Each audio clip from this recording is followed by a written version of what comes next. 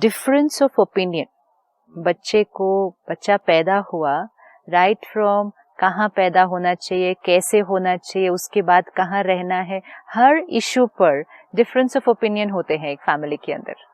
फिर उसको क्या खिलाना है, कैसे बड़ा करना है, उसका सोने का टाइम क्या है, खाने का टाइम क्या है, कितना खिलाना है, हर चीज में डिफरेंस ऑफ ओपिनियन होगा ना। 2 लोग होंगे, 4 लोग होंगे एक घर के अंदर, तो डिफरेंस ऑफ ओपिनियन तो होगा। 4 लोग नहीं है सिस्टर, आजकल एक और नया आदमी आ गया है, इंटरनेट।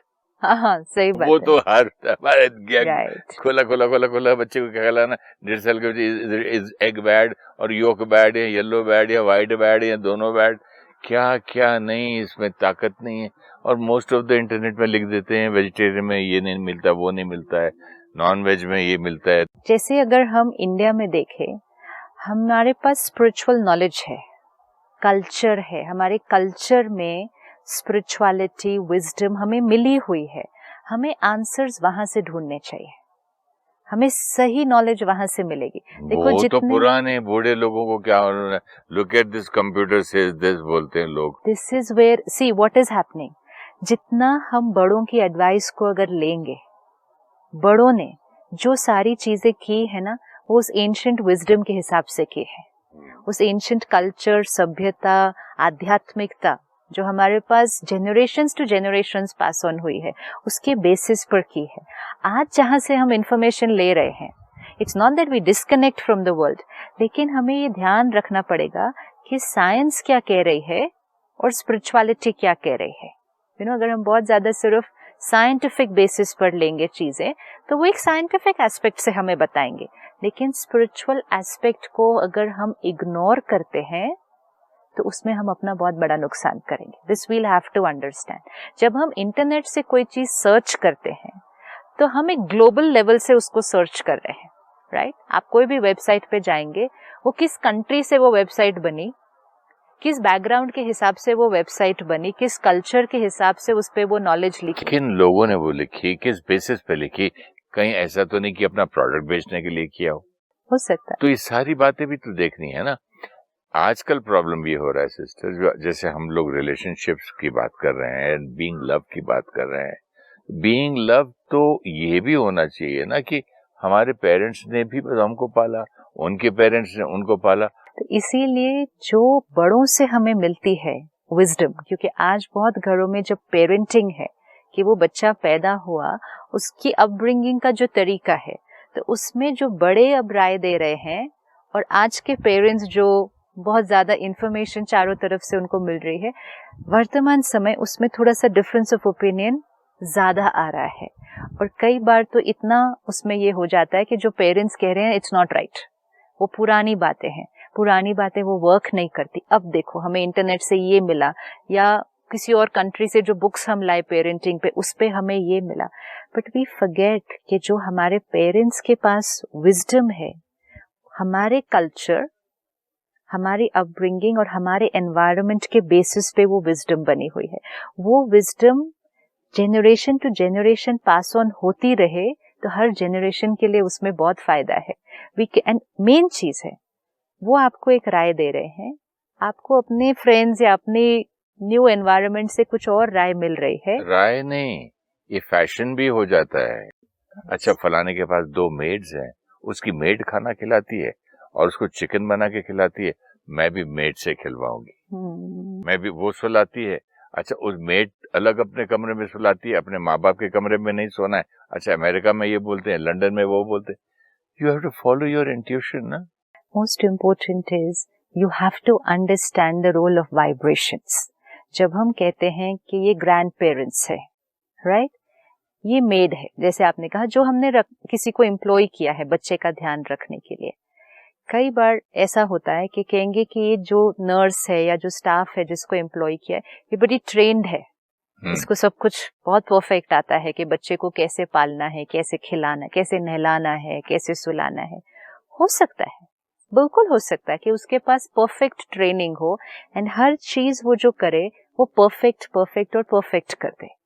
और जो ग्रैंड पेरेंट्स हैं उनको उतना परफेक्ट शायद अगर लगे भी कि उतना परफेक्ट वो नहीं आता है, लेकिन और वो जरूरत भी नहीं समझते परफेक्शन की। यस, क्योंकि एक बच्चे को पालने में या किसी भी आत्मा को नर्चर करने के लिए बाहर परफेक्शन की नहीं, अंदर से अच्छी परफेक्ट वाइब्रेशंस की जरूरत है। प्यार की बहुत बहुत बहुत प्यार मिलता है जैसे ना। हम अन्न को देखते हैं, अन्न कि अन्न जो एक माँ ने बनाया, भोजन जो माँ ने बनाया और भोजन जो आपने एक रेस्टोरेंट होटल से खरीदा, उसमें दोनों में क्या फर्क है? वाइब्रेशंस का ही फर्क है।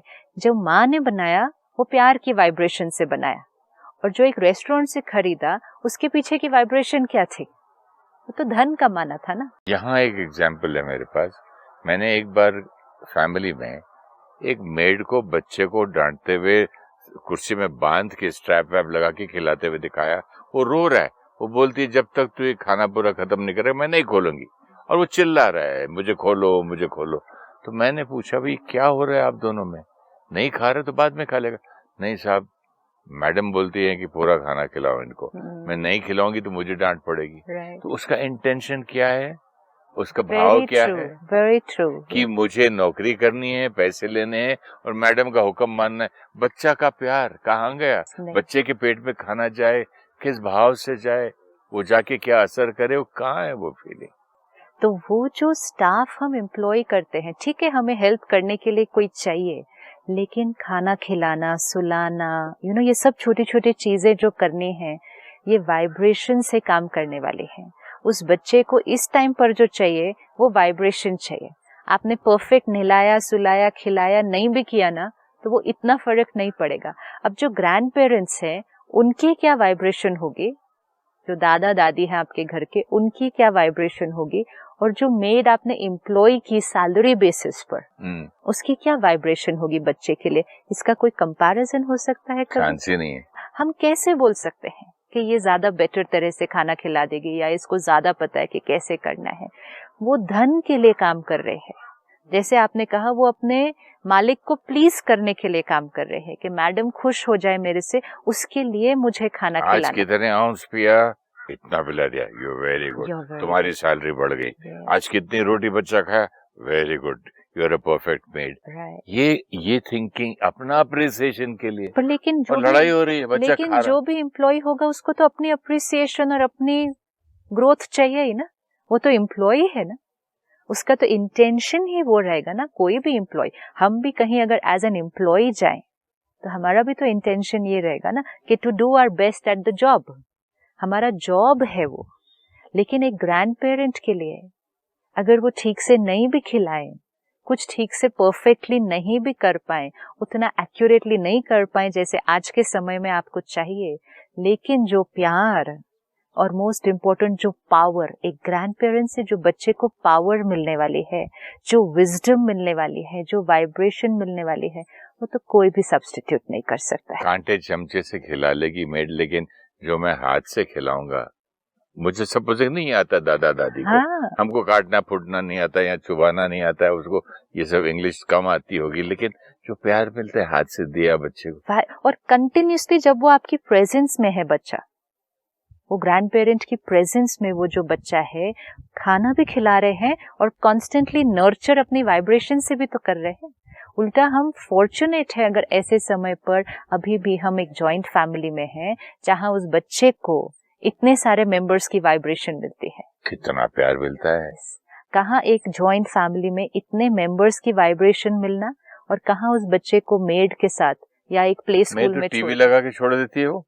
ये भी एक और पेरेंट्स चले जाते हैं तो वो बच्चों के जो टीवी निकले कार्टून फार्टून लगा के वो अपना वो भी देखती है, बच्चा भी देखता है। ये जो छोटे छोटे रीजंस है आज, ये एक बहुत बड़ा रीजन बन रहे हैं कि क्यों आज की कमिंग जनरेशंस जो बच्चों की है वो इमोशनली वीकर है।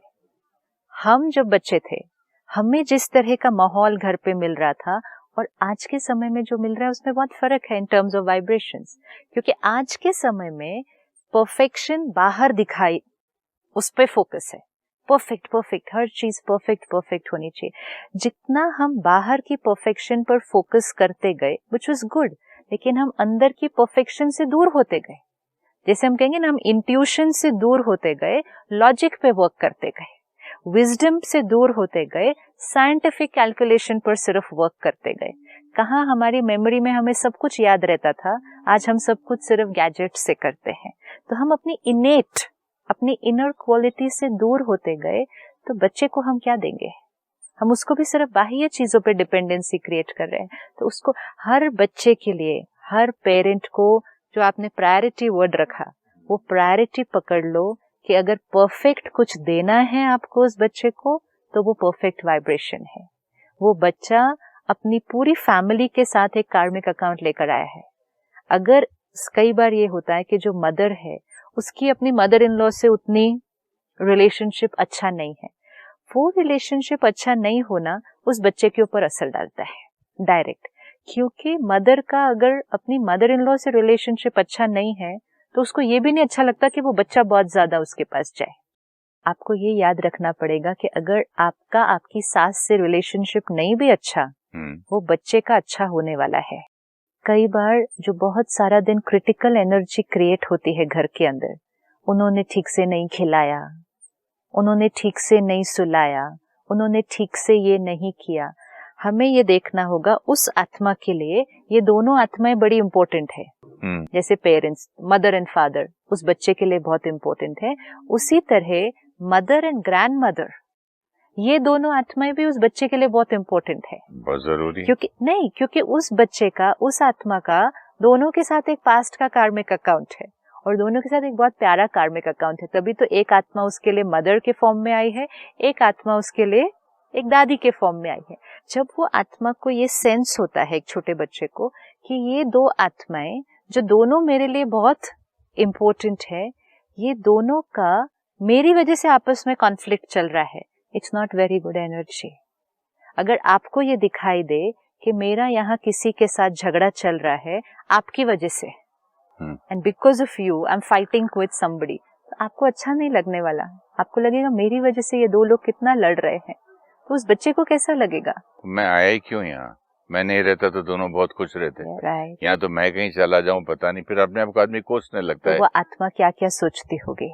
गिल्टी। अब हमें लगता है कि छोटा बच्चा 4 महीने का, 6 महीने का, 8 महीने का, वो तो सामने लेटा हुआ, पेट में भी। आपको याद है वो कहानी अभिमन्यु की? राइट। जो पेट में उसने चक्रव्यूह का भी सुन लिया था रास्ता पूरा। तो हमें लगता है कि 4 महीने की आप बात कर रहे हैं। ये सारी बातें हमें इसीलिए सिखाई जाती हैं टू अंडरस्टैंड के इम्पैक्ट कि दो लोग बात कर रहे थे, दो लोग बात कर रहे थे ना, और उस बच्चे ने सारा सीख लिया ना। देखो, और कई शास्त्रों में ये भी है कि पिता जो है वो रिसाइट कर रहा था कुछ श्लोक, तो बच्चे को ऑटोमेटिक पेट में था तब सीख लिया। और वैसे भी देखा जाए तो I don't know, I am not an authority on that. जैसे एक थॉट आया, एक म्यूजिशियन का बच्चा मतलब पेट से ही अपने पिता को या माँ को म्यूजिक बजाते हुए गाते हुए सुनता सुनता सुनता कितनी जल्दी सीख लेता बाहर आके। इसीलिए I mean, this is not no, it's vibration. Proof, no, it's direct vibration effect. अब जो आपने कहा कि वो चक्रव्यूह पूरा सीख लिया ना अंदर ही, इसका मतलब दो लोग बात कर रहे थे, उस आत्मा ने सारा सुन के सीख भी लिया अंदर। This is for us to learn कि कितना डायरेक्ट इम्पैक्ट पड़ता है। हमें लगेगा वो बच्चा है, उसको क्या सुनाई दे रहा है, उसको क्या समझ में आ रहा है, लेकिन दो लोग, जैसे आपने कहा, दो लोग लड़ रहे हैं तो वो सोचेगा मैं आया ही क्यों इनके घर में। And most important effect of vibrations. तो हमें अब प्रायोरिटी वर्ड हमेशा क्लियर रखना पड़ेगा कि हमारी फर्स्ट प्रायोरिटी है कि घर की वाइब्रेशंस हार्मनी में होनी चाहिए। हम बच्चे की अपब्रिंगिंग को लेकर कि कैसे खिलाना, कैसे सुलाना, ये छोटी छोटी चीजों को लेकर कॉन्फ्लिक्ट नहीं क्रिएट कर सकते घर के अंदर। ये कॉन्फ्लिक्ट मदर इन लॉ के साथ भी हो सकता है, ये कॉन्फ्लिक्ट तो हस्बैंड एंड वाइफ के बीच में हो सकता है। हर बार अगर मैं ये बात सोच लूं कि मेरी प्रायोरिटी क्या है, बच्चा, लव, बीइंग लव, तो फिर ये आप जो कह रही थी ये प्रॉब्लम है। अगर मैं अब कुछ बोलूं इस वक्त तो मेरी प्रायोरिटी से मैं हट रही हूँ। कई बार मदर कहती है मेरा बच्चा, नहीं ये मेरा बच्चा है, माई प्रॉपर्टी, मतलब I will bring him up और हर द वे आई वांट, कि मेरे को दूसरों के हिसाब से नहीं अपने बच्चे को पालना है, ये मेरा बच्चा है। नहीं, ये आत्मा आई है जिसका सब आत्माओं से इस घर में रिश्ता है, और हर आत्मा की वाइब्रेशंस उस आत्मा को मिले, इसमें उस बच्चे का फायदा है, ये हमेशा याद रखना होगा। सिस्टर, आजकल मैं 90% मदर इन लॉज को अपनी डॉटर इन लॉ सन के बारे में बोलते हुए सुना, भाई उनका बच्चा है, वो जाने, मैं बीच में नहीं बोल सकती, मेरी बेइज्जती हो जाती है। वो इसलिए हो रही है ना क्योंकि सामने से कोई रिएक्शन मिल रहा है ना, रिएक्शन मिला होगा ना कोई, तभी तो बोली होगी ऐसी बात। तो फिर ये कार्मिक अकाउंट अगर है तो वो तो सभी का बच्चा है, सभी का है, वो आया उसका, वो तो सभी के साथ अपना रिश्ता लेकर आया है, इसीलिए तो वो उस फैमिली में आया है। और जितना उसको सबका प्यार मिले इतना उसकी नर्चरिंग है। आप देखो वो एक आत्मा कितने रिश्ते छोड़कर आई है, कोई एक रिश्ता थोड़ी छोड़कर आई है सिर्फ। जब हम एक शरीर छोड़ते हैं, सपोज कोई 70-80 साल की एज में शरीर छोड़े, तो वो कितने रिश्ते छोड़कर आया है, कम से कम नहीं तो 15-20 क्लोज रिश्ते वो छोड़कर आया है। Brothers, sisters, children, grand children, वो सब रिश्ते वो छोड़कर आया है। आज उसको फिर से उतने रिश्तों की जरूरत है, उतनी नर्चरिंग की जरूरत है, उतनी बॉन्डिंग की जरूरत है। वी कैन नॉट से बस मैं मदर, ये मेरा बच्चा है, मैं इसका बेस्ट ध्यान रख सकती हूँ। नहीं, इसका बेस्ट ध्यान उसी में है कि इसको सबका प्यार, और प्यार मतलब सिर्फ जो कर रहे हैं वो नहीं, प्यार मीन्स सबकी वाइब्रेशंस मिले। और उसके लिए हमारी प्रायोरिटी है कि हम सब जो घर में हैं, हम एक दूसरे के साथ अपना जो रिश्ता है उसको हार्मनी में क्रिएट कर लें।